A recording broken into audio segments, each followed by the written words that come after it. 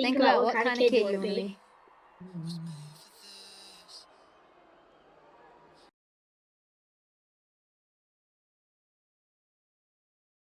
Hi, guests. This is Riley. And Brycen, Back with another episode of Goats in the Making, where we talk about game-changing stories of life, sports, and faith. on today's episode, we are excited to introduce you to outfielder slash quarterback and Tennessee native Nelson Smith. Nelson grew up in Hendersonville, Tennessee, where he spent his time as a successful two-sport athlete and eventually signed to Maryville College for baseball and football programs. His last season for college baseball, he ended with an impressive 395 batting average and then played for the Carson Newman University Eagles during graduate school. Last summer, Nelson was signed to the Bananas developmental team, the Visitors, where he was able to show off those Nashville roots and line dancing skills. While hitting bombs and trick plays in the outfield, he was also very active during instructional camps over the summer that me and Riley were able to attend. I was lucky enough to have Nelson as my coach for the week. He is a man of God and a great role model for kids who want to strive to be their best, showing that hard work can lead to great things. Nelson, are there any other things our guests should know about you? I can tell y'all did y'all's homework. That was pretty good right there. Thanks. Yeah, thank y'all for taking the time to do that. I guess one thing that I love to sprinkle in there that not many people are aware of is I am a black belt in karate. So just to add that to the mix. I'm trying to get my brown belt Yeah, close. you Yeah. got to grind through it. I wanted to quit when I was a brown belt, but I made it through. So Mm-hmm. We like to start off by getting to know our guests with a few this or that and rapid fire questions. Are you ready? let's do it. Tennessee or Georgia? Tennessee, Football or baseball? baseball. You were at quarterback, but did you ever pitch? I did briefly in high school. What's your favorite Bible verse? Colossians 3:23 says, "Whatever you do, work at it with all your heart as if working for the Lord and not for human masters." Mine's Joshua 1:9. Be strong and courageous. Yeah. Do not be afraid, do not be discouraged, for the Lord is with you wherever you go. There you go. I like it. Philippians 4:13. I can do all things through Christ who strengthens me. Yes, you can. Favorite cake flavor? Probably confetti cake. Dogs or cats? Dogs, no doubt. Oh, yeah. Summer or winter? Summer every time. What's your favorite Dalton Walden song? Sweet like honey. Yes. That's a good one. Yeah, so that. Top tier. All of his Oh, yeah, songs are. they are. All right. We're going to move on and ask some questions about your baseball journey. Let's do it. A general agreement for most people we talk to says being a multi sport athlete is best for kids. That seems tough, but me and Riley like to play other sports. I'm actually going to play lacrosse next season, and I'm really excited. How did you stay focused enough to keep training for two sports, especially at the college level? Do you miss football? Please share with us any advice that you have to be a successful multi sport athlete. To answer your question, yes, I do miss football, but I don't miss getting hit. So that was part of being a quarterback is sometimes you would get hit and not see it coming. But I learned how to manage a lot of my time in different things. Through high school, I did three sports, and then in college, I did two. So by managing my time, I basically divvied it up by taking it one season at a time. And so I would do baseball when it was baseball season, then football when it was football season, basketball when it was basketball season. And by doing each sport, I feel like you kind of gain athleticism. And so whatever you're doing, put your head down and give it your all, and then just let the chips fall where they are. Yeah. So I was actually, prior to signing with the Visitors, I was training to go play arena football and the Visitors called. So I was still kind of in limbo about what I was going to do, but I know I wanted to keep playing some sports. And so the Nashville Cats were on the radar, but I said there's only one thing that would make me not do that. It was if I got a call from the Banana organization, and I did. Hmm. What advice do you have for young athletes who face challenges or setbacks in their baseball journey? And how important is it to believe in yourself and your abilities even when things aren't going as planned? Hmm. For me, I lean a lot on my faith. And so I think that's a good thing to lean on, not only when you face challenges and setbacks, but also when you're doing well and things are going great. But specifically, there was a time in my athletic career that really made me, in a way, have to test my faith. It was whenever I was sophomore in college, I tore my rotator cuff playing football. And so it was my dominant shoulder. And as a baseball player and a quarterback, that's exactly what you need to play. So I was in a sling. I was down for the count about 9 months. And for me, it was realizing that my identity should not be found in my sport, but in my faith. And so that kind of really helped me piece that together in my mind, but also understand that sports should be great and should be fun, but they shouldn't consume your life. So if you ever find yourself to the point where you're putting everything in the basket of baseball or lacrosse or anything like that, then that's where you should try and take a step back and realize what your faith means to you and how you do it. My team, we do Bible study before games, and one that really stood out to me was to be the light and let your faith shine because it's not all about how good you are, but how your faith impacts you and how you believe in your faith. Hmm. For sure. Yeah, that was one I really liked that we do. Yeah.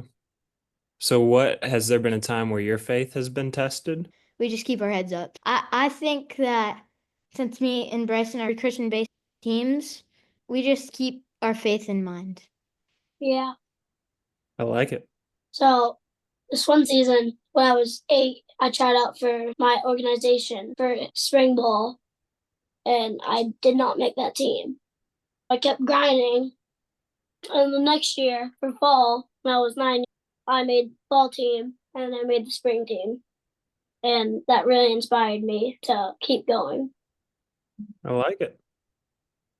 And just so y'all are aware, you will have many more challenges and adversity opportunities as you go throughout your athletic careers in your life. So you got to remember those Joshua 1:9 and that Philippians 4:13, as well as a lot of other scriptures as you go through this. Hmm. Can you tell us more about line dancing and how that plays a part of your life? How do competitions work? I would say that competitions are a way to express yourself and have fun. So line dancing, take a step back. Line dancing, I started doing probably a couple months before Banana Ball. So I didn't even realize I was going to be using that on the baseball field like I was. I just did it for fun and didn't really know what I was doing.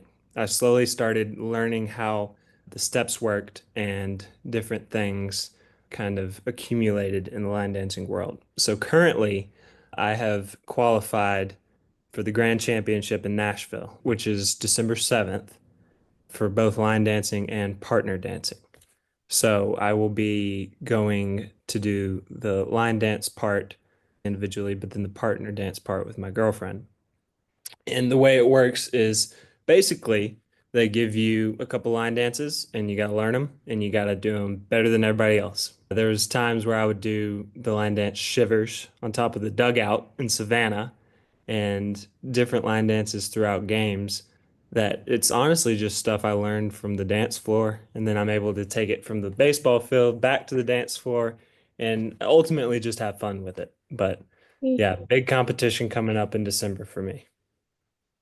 Yeah, I have a question. What's Two up? love. So, do you think for next season, do you think you could make a line dancing trick play? Yes, that would be fun. Yeah. I was experimenting a line dance, how to hit the ball out of it. It would be difficult if the pitcher did a trick pitch, but if they were just pitching normal, there's a like I could grapevine into a swing. So I was experimenting with that this past summer, and then a line dance trick play would be cool too. So if y'all Yeah, have any ideas on specific dance moves to implement into it, I'm all ears. But yeah, definitely in the works for sure.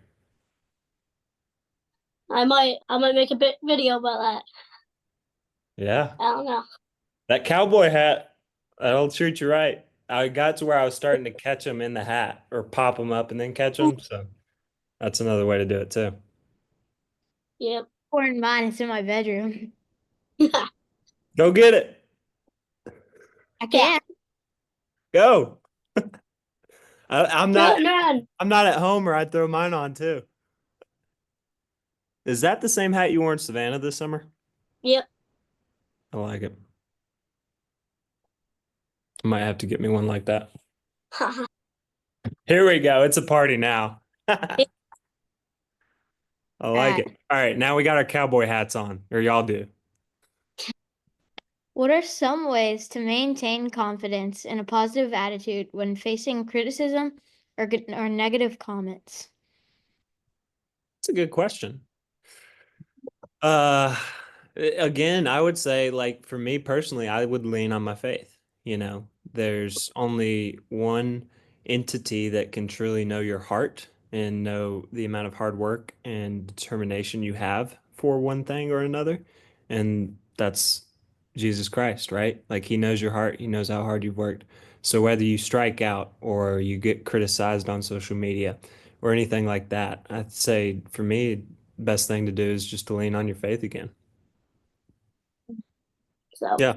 I'd say the biggest thing with that is too, like if like there's something on social media or somebody says something, like it's great to try and avoid that, but every now and then you're gonna see it. And you're not gonna be able to avoid every piece of criticism. So I would say have sympathy for the person that's criticizing because if they're feeling bad enough to leave a bad comment or try and make you feel bad, then there's probably something going on in their lives. And so try and have sympathy and obviously don't take it too much to heart. But I yeah. think Rack also has a good point in terms of trying to avoid it too. Yeah. We're called to be a light to this world, and the light drives out the darkness. So just keep doing what y'all are doing, and I'd say y'all are in a pretty good spot. Yep. Jesus already won. Bingo. How can young players develop a growth mindset and view challenges as opportunities to learn and improve? Well, you said challenges, right? Another word for that in this manner would be obstacles, right? There's a lot of obstacles. Eliminate that and see everything as an opportunity. If you strike out your first at bat, good. That's an opportunity to get up there the next time and do better. If you have a bad game, good. That's an opportunity to come back and bounce back even stronger. If you get hurt, good. It's an opportunity to be better, to work on your shoulder or whatever you've injured and come back better. If somebody leaves you criticism, good. It's an opportunity to be the bigger man and respond in a loving way or not respond at all, right? So I Yeah. would say just change the vocabulary of hardships and obstacles to only opportunities. Mm-hmm. When you signed on for the visitors, what were your expectations? How did your summer with the team impact you? I tried to go in with as little expectations as possible. That was the first time the visitors were a thing. We were given quite a bit of free reign in terms of what we did and how we carried on because obviously we were always the away team, being the visitors. We never got to host a game. So essentially, we were always the team that would follow the other team's show. In terms of playing and dancing and doing different things, it was on us. My expectations from the get-go were to go have fun, make an impression, and do as many cool things as possible. And Mm-hmm. I would say that me and my teammates really embraced the fact, or like our team saying by the end of the year was, we're here for a good time, not a long time, right? Because we were only there for 6 total games. And so we had zero expectations, but we wanted to go out there and have as much fun and play as many, you know, awesome moments as possible. And so I think it turned out really well, probably as good as it could have. And I'm excited for the next group to do that as well. Hmm. Yeah, watching the visitors games, it was really cool just like watching banana ball players that are gonna be there in the future. It was really cool. Like For sure. And that was a great group of guys all together that summer. Like every single one of them. It was just a great group of guys, coaches. It was amazing. Okay, let's go fast. Time for a little segment we like to call home run or strikeout. We're going to ask you a series of topics, and you're going to decide if they're a home run or if they're a strikeout. baseball video games. Strikeout. I'd rather do the real thing. Coaching kids you've never met in Banana Ball.